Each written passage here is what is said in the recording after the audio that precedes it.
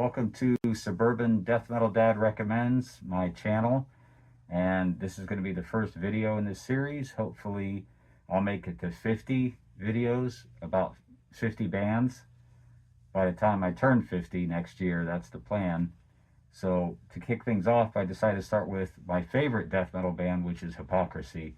And as I go through the releases and talk about them, it should make sense why, I hope. So, basically, I discovered the band in 1992. There was a compilation from Nuclear Blast called Death is Just the Beginning Part 2, which I have right here. And that's the CD. I actually had it on cassette originally. And the song was Life of Filth. And so I heard that song, thought it was awesome, decided to pick up the debut Penetralia, and was not disappointed. Life of Filth is basically like a bonus track, and it wasn't on the release that I picked up. I actually got it sometime later on the Digipack version. But anyway, great songs on that one. My personal favorites are Impotent God, Left to Rot, Penetralia, and Life of Filth. And the artwork too is really great. It's one of my favorites. Dan Seagrave, very creepy artwork. I like it. And so, at that time, not necessarily my favorite band, but the next release came out in 1993. I picked that up, Osculum Obscenum. Even more brutal, in my opinion. The production's a lot sicker, more raw, I would say. And the songs, Pleasure of Molestation, Necronomicon, Exclamation of a Necrophag, Althotas. They do a cover of Black Metal from Venom, Infant Sacrifices. Just another great release from the band, and once again, I'm starting to appreciate them more, get into them, looking forward to, what they're going to put out next. And it's around this time after the release that the singer Massa leaves the band, and then Peter takes over on vocals.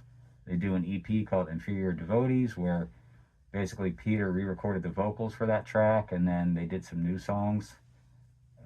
Symbol Baphomet, Mental Emotions, and a cover of Black Magic from Slayer. Thought it was a pretty good release. Was enjoying Peter's vocals. And so, waiting for the next release again, 1994, The Fourth Dimension. And also the artwork, on Osculum Obscenum, also very sick, like that one. And then The Fourth Dimension, this is one of my favorite artworks. It's actually more like a photograph, I guess. Michael was wrapped up and put in that chair for the cover, and it's just very eerie and, unusual. I really dig that cover. And great songs on that one, like Apocalypse, The Fourth Dimension. I also like Reborn, The Black Forest. The only letdown on this album would be the production. It's a bit too clean for death metal, and I think even Peter wasn't really happy with it. They went to some professional studio, maybe it was in Berlin, I think. And the production was not great. Could have benefited from, if it sounded like Osculum Obscenum production, it would have been way more killer. But anyway, the band's developing, progressing, and next release in 1996, one of my favorites is Abducted. And also this is where they take a turn more to, Peter starts writing about aliens, X-Files type stuff. The lyrics aren't included, but, song titles, you can, pick out some lyrics here and there from listening to it. And this is an awesome release. The production was super killer. And, you got tracks like Roswell 47, Killing Art, Buried, Carved Up, and When the Candle Fades. Really like that one a lot. Slower track. You're probably going to hear, I'm going to mention it. I like a lot of the slower Hypocrisy tracks. They're awesome. Some of the best death metal, that I've ever listened to. And the last two tracks on Abducted, very atmospheric, clean vocals, kind of dark and depressing sounding. I think Peter maybe mentioned like a Pink Floyd influence there. And those tracks are awesome. I love them. I love that Hypocrisy is doing stuff like that. Not just straight up death metal. They do slow tracks, mid-pace. They have fast songs, of course.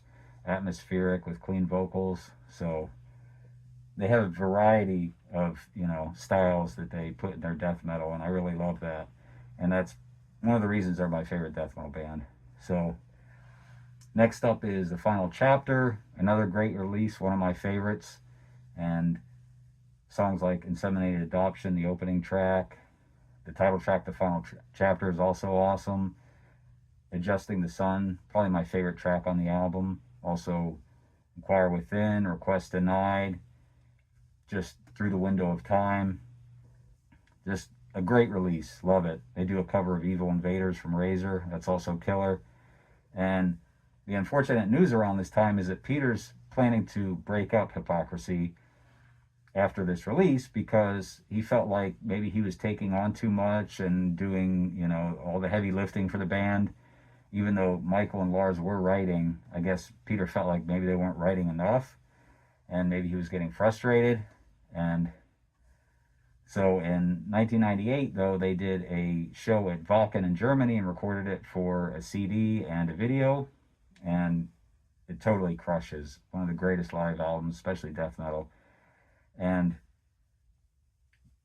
from what I remember, they had such a great reaction that Peter changed his mind, decided not to break up Hypocrisy after all.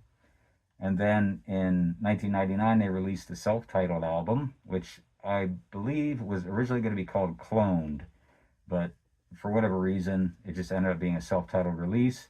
And this is also one of my favorites, and it's very unique. It's got great songs: Fractured Millennium, Apocalyptic Hybrid, Reversed Reflections, Paranormal Mysteria. Those are some of my favorites. And Pale Empty Sphere, the atmospheric clean vocal track. Just Time Warp, Until the End. I mean, it's just a great album. I love it. It's usually my favorite. You know, sometimes those things change, you know, over time. This one's my favorite. But for a while, this one's been my favorite.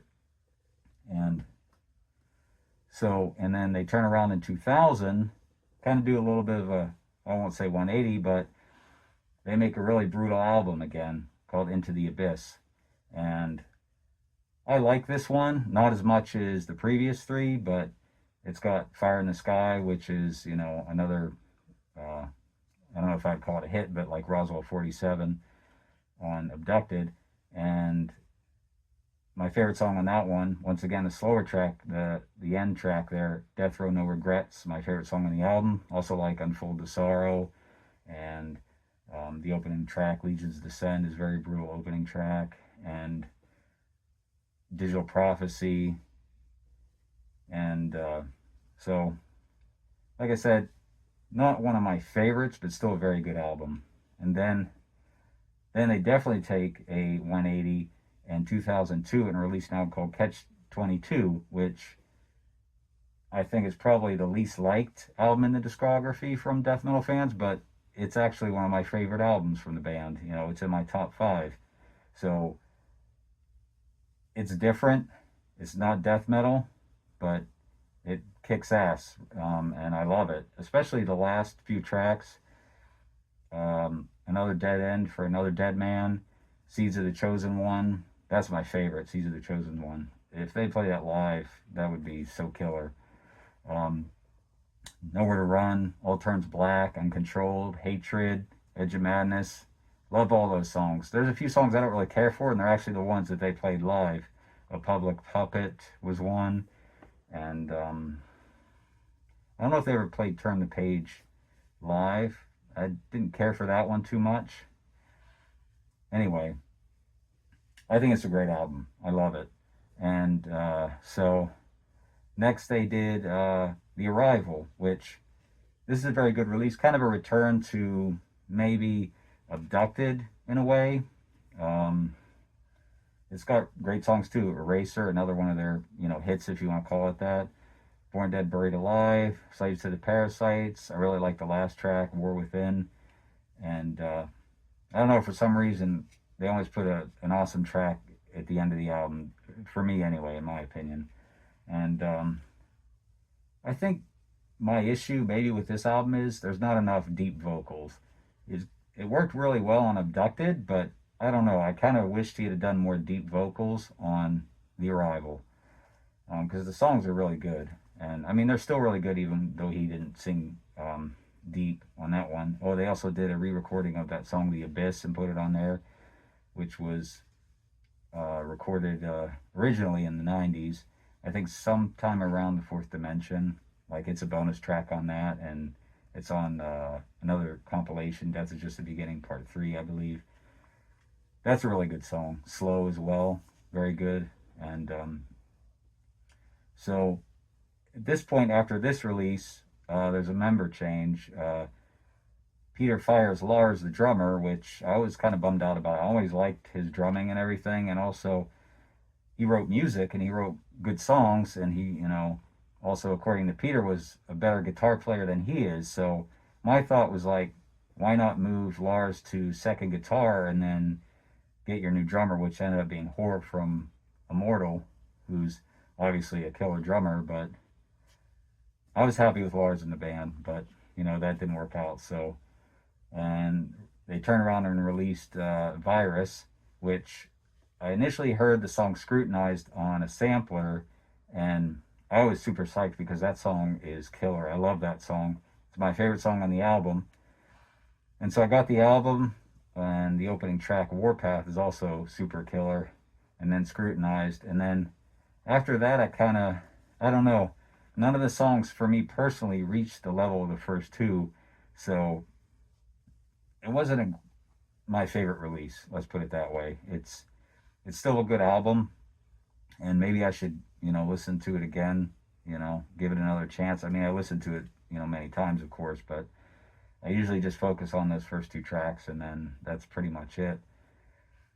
And so, let's see, after that, they did Virus, and then we're coming up on 2006, 2007, 2008. They re-released Catch-22.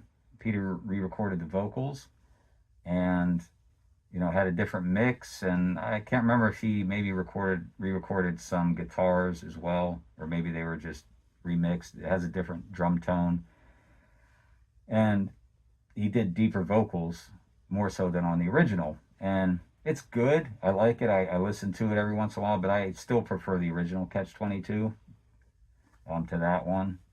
For me, it wasn't necessary, but it is cool. I do like it. And so then after that, they released another one of my favorite albums, which is A Taste for Extreme Divinity. And